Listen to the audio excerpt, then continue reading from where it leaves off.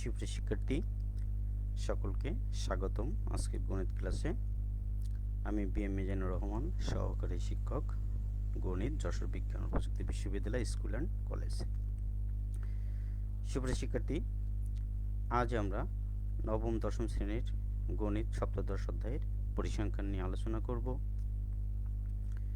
সুপ্রিয় শিক্ষার্থী, তোমরা এখানে লক্ষ্য করো কতটি লিচু আছে।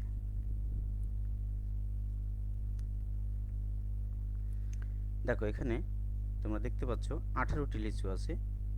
3 ভাগ করলে প্রতি ভাগে কয়টি করে লিচু পড়বে?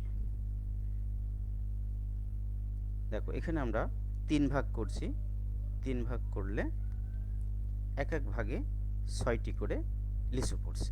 তাহলে এই যে 18টি লিচুকে 6 ভাগে ভাগ করলাম, এটাকে বলা হয় গড় নির্ণয়। অর্থাৎ আমাদের আজকের পাঠ হচ্ছে গাণিতিক গড় নির্ণয়। সুপ্রিয় শিক্ষার্থী, তোমরা লক্ষ্য করেছ শ্রেণীর মধ্যবিন্দু নির্ণয় করব। এখানে একটা শ্রেণী ব্যাপ্তি দেওয়া আছে, যেটা 41 থেকে 45 প্রথম শ্রেণী, 46 থেকে 50 দ্বিতীয় শ্রেণী, এভাবে 66 থেকে 70 শেষ শ্রেণী। এবং আমাদের গণসংখ্যা আছে 5, 5, 2, 5, 5, 3। সুপ্রিয় শিক্ষার্থী, দেখো আমরা কিভাবে মধ্যবিন্দু নির্ণয় করি। প্রথম ক্ষেত্রে দেখো, শ্রেণীর মধ্যবিন্দু নির্ণয়ের সূত্র হচ্ছে শ্রেণীর নিম্ন মান যোগ শ্রেণীর উচ্চ মান ভাগ 2। এখন আমরা মানগুলো বসাই। দেখো, প্রথম শ্রেণীর মধ্যমান নির্ণয় করতে গেলে আমাদের প্রথম শ্রেণীটা ছিল 41 থেকে 45। আমরা সেই শ্রেণীর সীমা দুটো যোগ করেছি এবং তাকে 2 দিয়ে ভাগ করেছি। করার পরে আমরা পাচ্ছি, দেখো, 86 ভাগ 2 সমান 43। সুপ্রিয় শিক্ষার্থী, দেখো আমাদের তাহলে প্রথম শ্রেণীর মধ্যবিন্দু হচ্ছে 43। এভাবে আমরা পর্যায়ক্রমে অন্যান্য শ্রেণীর মধ্যবিন্দুগুলো নির্ণয় করতে পারি। সুপ্রিয় শিক্ষার্থী, তোমরা দেখো মধ্যবিন্দুগুলো ওইভাবে আমরা নির্ণয় করি। এছাড়া সংক্ষিপ্ত একটা পদ্ধতি আছে মধ্যবিন্দু নির্ণয়গুলো করা, সেগুলো আমি বলছি, শোনো। এখানে আমাদের 41 থেকে 45, 46 থেকে 50 এগুলো শ্রেণী ব্যবধান হচ্ছে 5। অতএব শ্রেণী মধ্যবিন্দুর ব্যবধানও কিন্তু 5 হবে। তো প্রথম মধ্যবিন্দু যখন আমাদের নির্ণয় করা হয়ে গেছে, তখন এই প্রথম মধ্যবিন্দুর সাথে যদি আমরা 5 যোগ করি তাহলে পরেরটা পাবো, তার সাথে 5 যোগ করলে তারপরেরটা পাবো। অর্থাৎ 43 সাথে 5 যোগ করলে 48 পাবো, 48 সাথে 5 যোগ করলে 53 পাবো, 53 সাথে 5 যোগ করলে 58 পাবো, 58 থেকে 5 যোগ করলে 63 পাবো, 63 থেকে 5 যোগ করলে 68 পাবো। এবং আমাদের গণসংখ্যা আগেই দেওয়া আছে। এবার আমরা ধাপ বিচ্যুতি নির্ণয় করব। কিভাবে ধাপ বিচ্যুতি নির্ণয় করব তোমরা লক্ষ্য করো। এখানে আমরা 53টাকে, অর্থাৎ মোটামুটি মাঝামাঝি শ্রেণী, আমাদের উপর আছে 2টো শ্রেণী, নিচে আছে 3টে শ্রেণী, অতএব মাঝামাঝি শ্রেণীর 53টাকে আমরা অনুমিত গড় ধরে নিয়েছি। অর্থাৎ এ অনুমিত গড়ের প্রতীক এ সমান 53 আমরা ধরে নিলাম। এবং এই যে মধ্যবিন্দুগুলো হচ্ছে xi দ্বারা প্রকাশ করা হয়। প্রত্যেক শ্রেণীর মধ্যবিন্দু একটা, এটা হলো x1, এটা x2, x3, x4, x5 ইত্যাদি ইত্যাদি। এখন আমরা কিভাবে ধাপ বিচ্যুতি নির্ণয় করব? দেখো, এখানে দেখো তোমরা লক্ষ্য করছো আমাদের শ্রেণী ব্যবধান ছিল 5।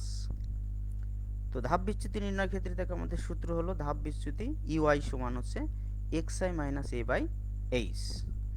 তাহলে আমরা প্রথম শ্রেণীর জন্য দেখো, প্রথম শ্রেণীতে আমাদের xi আছে 43 এবং এর মান আছে 53। তাহলে 43 বিয়োগ 53 বাই 5 সমান হচ্ছে মাইনাস 10 বাই 5 সমান মাইনাস 2। অর্থাৎ দেখো আমাদের প্রথম শ্রেণীর ধাপ বিচ্যুতি হচ্ছে 2। এভাবে পর্যায়ক্রমে আমরা পরপর অন্যান্য ধাপ বিচ্যুতিগুলো নির্ণয় করব। আমাদের যেমন মধ্যবিন্দু নির্ণয় করার সংক্ষিপ্ত পদ্ধতি বলেছি, অনুরূপভাবে ধাপ বিচ্যুতি সূত্র বসায় আমরা নির্ণয় করতে পারি। এছাড়া সংক্ষিপ্ত পদ্ধতিতেও আমরা নির্ণয় করতে পারি। সেই সংক্ষিপ্ত পদ্ধতিটা তোমরা একটু মনোযোগ দিয়ে শোনো।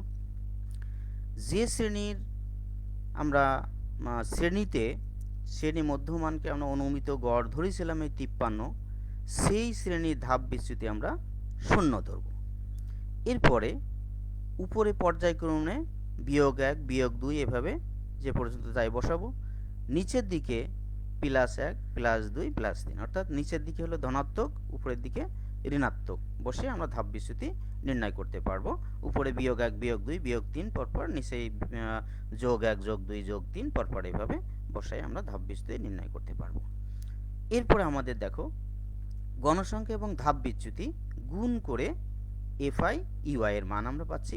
প্রথম পাইছি -10, পরেরটাই পাইছি -5, এরপরটা পাইছি 0, তারপরে দেখো 5, এরপরে 10, তারপরে পাইছি 9, এরপরে দেখো মোট এটা যোগ করলে মোট আমরা পাচ্ছি সামেশন FI EY তে পাচ্ছি 9।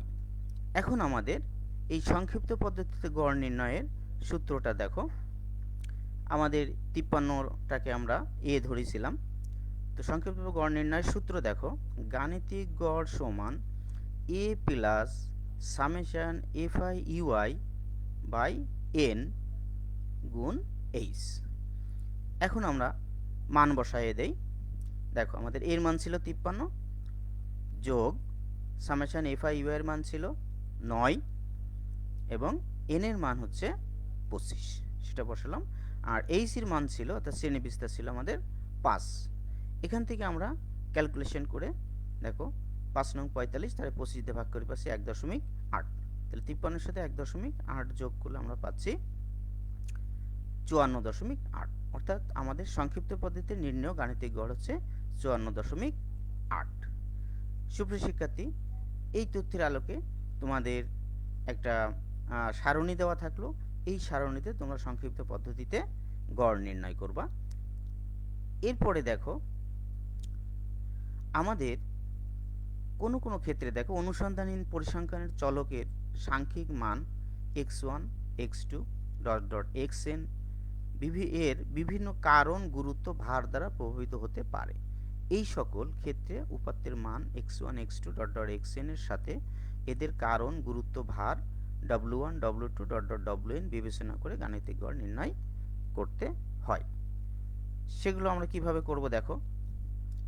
যদি n সংখ্যক উপাত্তের x1 x2 xn হলে এবং এদের গুরুত্ব যথাক্রমে w1 w2 wn যদি হয়, তাহলে গুরুত্ব প্রদত্ত গাণিতিক গড় হবে দেখো xn বার সমান summation xi wi by wi। এটা হচ্ছে আমাদের গুরুত্বযুক্ত বা গুরুত্ব প্রদত্ত গাণিতিক গড় নির্ণয়ের সূত্র। এখানে দেখো আমাদের গুরুত্ব প্রদত্ত উপাত্ত দেওয়া আছে। যেমন দেখো বাংলায় 80 নম্বর পেয়েছে 120 জন, ইংরেজিতে 70 নম্বর পেয়েছে 100 জন, এভাবে গণিতে 85 নম্বর পেয়েছে 70 জন, এভাবে পর্যায়ক্রমে আমাদের এই তথ্যগুলো দেওয়া আছে। এবং মোট শিক্ষার্থী আছে দেখো 520 জন। এখানে কিন্তু আমাদের আগের মতো শ্রেণীব্যাপ্তি দেওয়া নেই। তাহলে এই নম্বরগুলোর গুরুত্ব দেওয়া রয়েছে কতজন পাস করছে। এখন আমরা xi wi গুণ করলে xi wi এর মান পাবো। প্রথমটা আমরা গুণ করলে দেখো 9600 পাচ্ছি, তারপরটা 7000 পাচ্ছি, এরপরটা 5950, তারপর 7200, তারপরে পাচ্ছি 5900, এরপর 6800 এবং মোট যোগ করে আমরা পাচ্ছি 41450। তো আমাদের গুরুত্ব প্রদত্ত উপাত্তের গড় ছিল দেখো summation xi wi by summation wi। তো আমরা xi wi এর মান পাইছি 41450 এবং সামেশন wi এর মান পাইছি 520। এখন আমরা মান বসাইয়ে দিলে 41450 বাই 520 বসাইলে ভাগ করলে আমরা পাচ্ছি 79.71। সুপ্রিয় শিক্ষার্থী, এটাই হলো আমাদের গুরুত্ব প্রদত্ত উপাত্তের গড় নির্ণয়। সুপ্রিয় শিক্ষার্থী, তোমাদের কিছু উপাত্ত দেওয়া আছে, তথ্য উপাত্ত দেওয়া আছে, এরই উপরে ভিত্তি করে তোমরা নিচের প্রশ্নগুলোর উত্তর নিজেরা তৈরি করবা। ক, শ্রেণী পরিসর নির্ণয় করবা। খ, 5 শ্রেণীব্যাপ্তিতে সারণী তৈরি করবা। গ, উক্ত সারণী থেকে সংক্ষিপ্ত পদ্ধতিতে গড় নির্ণয় করবা। সুপ্রিয় শিক্ষার্থী, আশা করি সবাই মনোযোগ দিয়ে শুনেছো এবং বুঝতে পেরেছো।